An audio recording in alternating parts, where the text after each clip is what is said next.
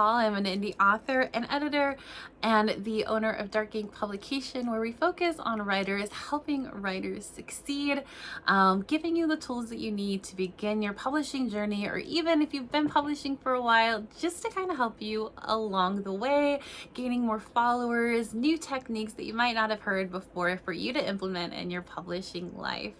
Now, as a reminder, I just want to say that just because these things worked for me doesn't necessarily mean they're going to work for you as well. Everybody is different. Everybody's publishing journey is different, and authors may have given you advice before and it didn't work, and it doesn't mean that it's bad advice, although there are authors out there who will intentionally do that.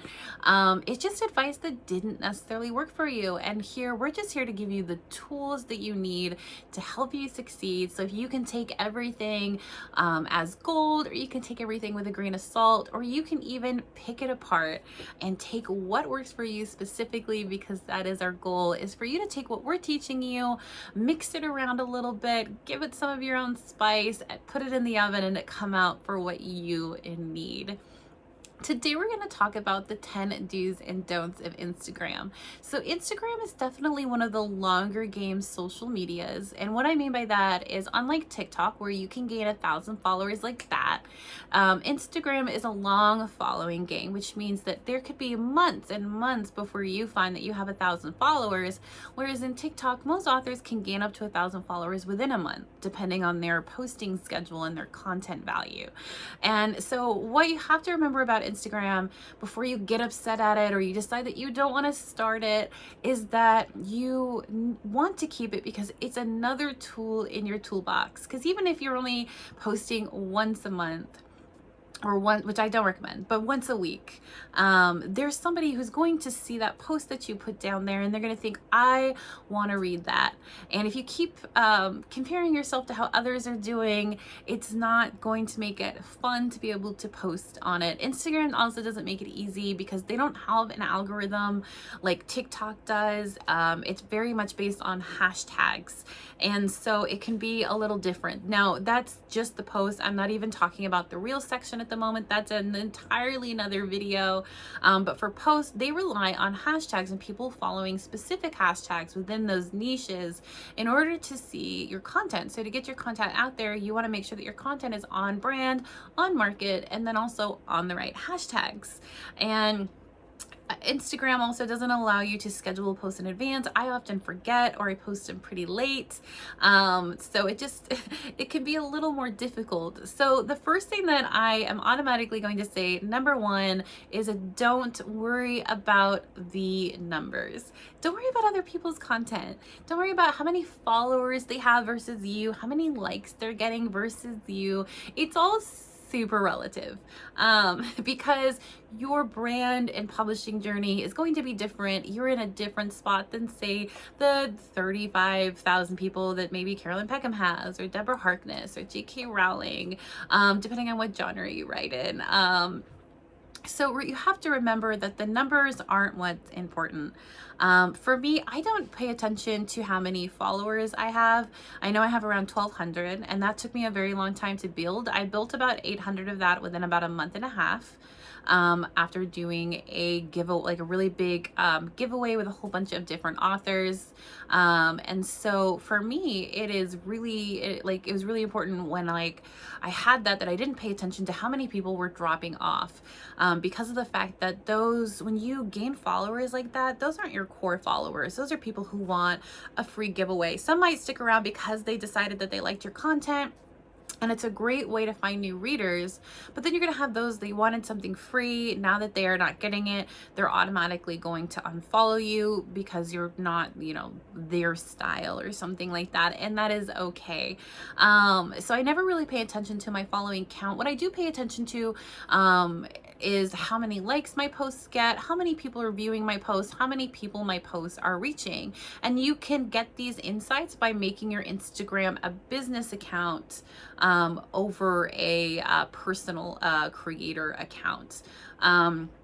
And that's really, really important, is to make sure you have those insights, because I can see what things allow for a better reach than other things. Like, I know that my cover reveals and my teasers tend to go over better than me just posting randomly about my book, or posting like something about my day. For Instagram, I try to keep my personal stuff to my stories and outside of my posts. So don't worry about what other people are at their following. Don't worry about what the numbers are when it comes to your followers versus how many you're following versus how many everybody else is following, and focus on your readers, because the 1,200 I have, I've had them for a while now, and I've grown a little bit. I haven't actually been pushing it as much lately. But those people are the people who interact with my posts. Those are the people who are behind me and my stories, and that's what I want. Now, if you want followers just for the sake of saying that you have 12,000 followers, go ahead. But I know a lot of accounts and big creator accounts who have 35,000 followers or more, whose interaction is so little. They're maybe still only getting 2 to 3 likes. They're not getting a whole bunch of comments or anything like that. So you have to remember that. You have to remember, just because somebody has a whole bunch of followers and it looks really cool, that it doesn't mean that they're actually having interactions with their readers, or any of those people or content creators who that are being followed are actually, getting their stuff out there just because they built a whole bunch of followers. So always remember that. And that brings me to number 2, don't be a telemarketer. And I say this by meaning, like, don't be cold calling people on Instagram or Facebook or TikTok. Read my book, will you review my book for free? Don't do that. If somebody wanted to review your book, they could reach out to you. But when I created my Bookstagram account, I had a lot of authors who were like, will you review my book? I'd love it if you reviewed my book. I don't answer well to those. I usually just ignore them, because I don't like that. I personally, as a reader, I don't like it when authors try to reach out and get me to review their books. Unless it's one in my niche, or it's like somebody I know. Like, I have a lot of my friends who are like, hey, do you mind, reading my book if you have time and reviewing it for me? But those are people I've created a connection with. Those are people that I know.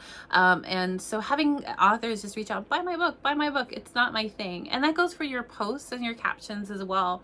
If you're constantly telling people to buy, a lot of the time they're not going to want to buy. They're going to get sick of constantly seeing content that is like, buy. And it's normal, right? We all want to think this way in the beginning, because this is our business.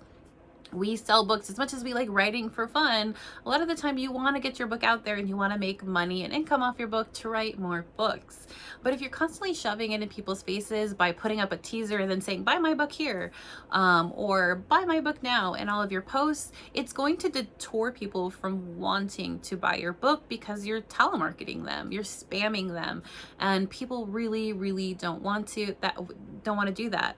And it goes the same for newsletters. Like, a lot of people, like, they don't want to get spammed with a whole bunch of newsletters if every single newsletter is buy my, which is why I break up my newsletters into different kinds of categories. So just remember that you want to go to your niche and post for your readers, not for you. And that actually brings me to number 3, which is post for your readers, not for yourself. And this goes hand in hand with don't be a telemarketer. Readers don't want to see that. They don't want to constantly buy me now, get it here, order now, do this, do that. They want to see nice content, fun content that is going to lead them to buy it without pushing them into the fire, which is kind of funny, but it's so true. Like, don't be the OxyClean man. Be excited about your book like the OxyClean man, but don't be all up in everybody's face like the OxyClean man. I miss the OxyClean man. So remember that the posts that you're making, just like your covers, are not for you. They're for your readers. They're for them to be able to get to know you, get to know your brand, get to know your books, without being shoved in their face of buy me, I need it, buy me. And that can be kind of hard when you're an author. And so I always make sure that I have a good mix of posts that are just fun teasers or fun questions, or just little different things popping up that have nothing to do with my book. Or if they do have teasers to do with my book, I don't have a buy now or pre-order here. There are specific books where I do pre-orders. But a lot of the time, most of the time, I'm putting out my fun stuff up there. I'm putting the blurb, and at the very end, I'll have just the link to it. Let's say link in bio. But all of the time, I try to keep the words buy, or order, or get it now, out of a lot of my posts, because I want my readers to come to my book naturally because they like my content, without being able to spam them all the time. And when I say about posting for your readers, this is going to lead me into number 4, which is do figure out your target audience. If you're a dark romance author, you really don't want your audience to be people who read sweet romance. Especially if they don't read spicy. If you are a fantasy, you definitely don't want to end up somewhere in paranormal. So it makes sure that you're targeting your audience, your readers, and what they want. And you do that by number 5, find your niche and your focus. So when I say find your niche and find your focus, find what you want to do with your Instagram. What is the look that you're going for? What niche of people are you looking for? If you're a dark romance author, your aesthetic might be slightly darker. Maybe it'll involve skulls, depending on what your book is about. With paranormal, it might have light elements into, if you're doing like a light paranormal, it might have light elements flagged into it. You might have lighter colors. If you're a dark paranormal, you're gonna stick with those purples, maybe, depending on what cover your cover is. I always tend to match things to my cover. So you'll see on my Instagram, even though it's not super aesthetically pleasing as compared to like Amelia Rose's or Sam Rue and Angel Lawson's. But I do try to keep my colors the same and my aesthetic similar, which means that a lot of it is in black, with darker backgrounds. But I did find when I was going through my insights, more people will view, like, and comment on teasers that have a more sexual appeal to them, because that is my niche. I'm a dark, spicy romance. My books are mafia, and so I'll often have either like a shirtless man on it, maybe like a kind of sexy pose between a couple, and then each of my teasers for each book is separated into colors. So Matthias and Ava's story, the Shattered World series 1 through 4, are red. They're like a dark burnt red, with a specific font. I use Allegria and Brightside Regular. No, Sensation and Qualities. And the Sensation and Qualities will always be in a red color, and the Allegria will always be capitalized and will be in a white color. And for the Shattered World standalones, each cover has their own different color to it, that come after it, and those colors will match my colors that I use in any of my teasers. So purple for Shattered Revenge, blue for Shattered Cruelty, things like that. They all go hand in hand with one another, so that when people look at it, they know, like, especially my core readers, they know, oh, this is from this series, without actually having to read what series it's from. They'll just automatically know because they recognize the font. You want to keep consistency and a focus onto your posts. So look at finding that. It doesn't have to be super complicated. You don't have to make it super pretty, but you do try to want to keep the same kind of color scheme and the same type of aesthetic throughout your post, so that people can see when they're scrolling through, that's your content. The same as like your book covers for a series. Your book covers for a series, every single book cover doesn't have, for a series it's all in one, you don't want them to have like separate font for each one or anything like that. That's all going to kind of mix along with each other. And that brings me to number 6. Don't post bad quality photos. And that includes your teasers. If you have your teasers all over the place, and they're not really matching, and you have like teasers for one book are just all over the place in color scheme and things like that, it's not going to match. If you have blurry photos or photos that aren't cropped properly, that is going to turn people off to wanting to look at your Instagram. If you look at like the food critics, the content creators, the bookstagram people, who have all of those interaction and followers, it's because they post immaculate high resolution photos. Sorry. And you don't need a fancy laptop or computer. You don't need a fancy camera to do that. You can do that all from your phone, and using Canva, the free version as well as the paid version. Every photo I take on my camera actually goes through Canva to make sure that it's going to be proper resolution, that I can get that nice like high resolution image from it. It makes it a lot easier than just taking a picture of my phone and uploading it. I do that sometimes, and it's usually mostly for personal things, but I don't expect a lot of views for my personal ones, because when I do post them, they're few and far between, and they often get like low reviews, and I'm totally fine with that. But I also want to make sure that every now and then my readers remember that I am a person with a life and a family, and I'm not just some machine pumping out books, and that things happen. And so make sure that when you're doing that, you're using those high quality photos, that you're not posting anything blurry, that if you find something on like Deposit Photos or Shutterstock, that when you put it in the background and you like replace it as the background, make sure that it's not blurring out and it's not pixelated. Do make sure that you are using photos that are licensed, whether you're using Deposit Photos, Shutterstock, Pixabay, anything like that, those royalty photos. Even Canva allows you a license for teasers. Make sure that you are not getting your photos from Pinterest and things like that. As an author, readers tend to do it all the time, but there's less liability because you are promoting something that you are selling, and you can indeed get in trouble for that if the person from Pinterest was like, that was my photo, and now they're going to sue you. So make sure that you're using good quality photos and that you have the license for those photos.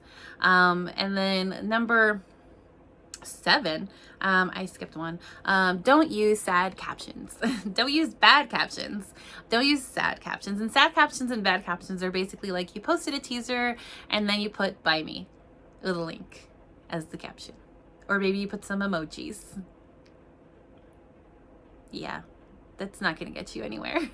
You want to make sure that you add value to your posts, which is actually, funnily enough, number 8. Add value to your posts. So basically, you want to use your captions to lead people to buy your book. It's not just that post. Your captions are going to help as well. And I would suggest having a tagline or something that is a hook. You create a hook in your book to draw in your readers. You want to create a hook in your teasers as well. So what is that hook? What's it going to be? Well, for me, for the Irish Whiskey Rules, which is currently being rewritten on Kindle Vella into a full-length novel, I said, are you ready for the Kavanaugh twins? Ooh, who are the Kavanaugh twins? Let's find out. When I actually published Irish Whiskey Rules as a novella, it actually led to a really big surge for my Shattered Pieces book, because people they read about the Kavanaugh twins and they're like, I want to know more. When did they come into the story? And then they learn about Matthias and Ava, and then they keep going and gain new readership. For Shattered Empire, it was my hook was I will burn this city to the ground. For Shattered Revelations, it's what secrets will be revealed. Not everyone is safe, and you can draw that into the blurb. You can draw that into an extended teaser. You can draw in your readers and have those captions that add value to your post, to get people to want to get your book without you having to go buy me, buy me, buy me every so often. It's bringing in readers organically that want to read your book instead of you just sitting there going, buy me, buy me, buy me. And so that's always something that's really good to do, is make sure you're bringing them in organically, is also trying to get them to buy. Number 9, do use hashtags. I mentioned at the beginning that Instagram runs off of hashtags for their posts, and that is 100% true. Their algorithm is mostly run off of hashtags. Also, you have to be aware that the more someone likes your content, the more they'll see your content, is also how the algorithm works. So if someone is following you and you're posting consistently and they're consistently liking your videos and your posts, the more that they'll see your posts. So posting often is also something that's really important, but posting hashtags is something that is just pivotal. Use them. I literally fill up a lot of my stuff with hashtags at the end. Hashtag enemies to lovers, hashtag dark romance books, hashtag dark romance readers, forced marriage, captive romance. I use mafia romance books, mafia romance novels, moms who read spicy books, moms who read dirty books, moms who read smut. I am all in my niche of hashtags. I have them saved on my computer so that I can just sit there and copy them as I'm putting them into my phone, or I can copy and paste them when I'm doing it from my desktop. But hashtags are one of the most single important things on Instagram. So look at other authors that are like you, who in the same genre and the same niche that you are in, and look at what hashtags they're using. It was a big thing when I went to my book box. I had to go find other book boxes to see what kind of like hashtags that they were using for their book boxes. And the same with like this, when I post this on Instagram, when I go to post something on Instagram, I'm gonna have to make sure that I look at people who are also doing videos like this. I can look at their hashtags and I can see what's getting me out into there to people to come look at the video. And then number 10, don't be afraid to fail, and do get out there and experiment. Because if you don't experiment, you're not gonna know what works for you, because it's not always gonna be like the first time, right? You're like, well, this is a great idea, and then it fails. I had this awesome idea that I was like, oh, I like the whole like one picture as multiple like posts. So like you have like all of these posts that have one part of the picture, so when people are scrolling through your profile, they get this one giant picture, which is great for followers on a personal Instagram. But for a business Instagram, it may look really cool, but just because of the way that it was done, you don't get the whole picture. So trying to draw people in, they definitely, using the insights, I could see that they definitely did not have as as much popularity as like some of my other ones did. So I ended up dropping that in favor of just doing normal posts. Or posts that like all like kind of linked together, like A+ content on Amazon. But don't be afraid to fail. It's okay. Like one thing didn't work, try something else. Keep trying, keep exploring, keep experimenting until you find what works for you. It's the same with, it's the same with TikTok. Whenever you're on TikTok, you have to kind of find what works for your audience, whether it's like your talking videos or your page flips or like just something in the background or stock photos or something like that. Make sure that you're not giving up just because you're not getting followers. The followers that you do have, that's your core readership. Keep posting, post often, especially at first. You want to grow, that involves posting often, because if you're just posting once a week and you're putting in minimal effort into your social medias, you're not going to grow at all in any way because you're putting in minimal effort. They're not going to see your post. That one post you posted a week ago is probably going to be buried by everybody else who's posting once or twice a day, every single day. I post Monday through Friday on all of my TikToks. I try to post once a day, and I have days. So for my author, Mondays I usually try and post an update. Tuesdays I post a work in progress teaser on the book that I'm currently writing, or books that I'm currently writing. Wednesday I try and like, what's everybody reading? Like, tell me about your 5-star read, I'll tell you about mine. Thursdays are teasers for my backlist books. And then Fridays, I tend to try and post like something fun, like a meme that is related, or something like a game or something to get people interacting. And then I also add those to my stories. And I do the same in my Facebook groups to keep my Facebook groups active, doing a small giveaway every now and then just to remind people like, hey, I'm here. I'm still here for you, whether it's just swag or an ebook or something like that. Like I said, I only have 1,200 followers, but for me, that's a lot of followers. And I like that amount. I don't want thousands and thousands and thousands of followers that are only following me because I post every like once in a while. I post content that maybe like they semi-like, but it doesn't translate into sales. It just is like, she does a lot of giveaways and things like that. I want readers who want to view my content, who want to read my book. And so if I'm posting continuously and I'm posting good valued content with good hashtags, and I'm not constantly being like, buy me, buy me, buy me. And when it comes back to posting regularly, remember, marketing standards often say that somebody has to see your content or your product 7 times before they even contemplate buying it. So again, the more often that you post, the more you're getting that content in front of people, the more likely it's going to translate to sales and follows. Thank you so much for being in this video. If you like the content, be sure to give it a thumbs up and subscribe so you don't miss another video. I can't wait to see you in the next one. We're going to dive more into Instagram Reels. I'll see you then.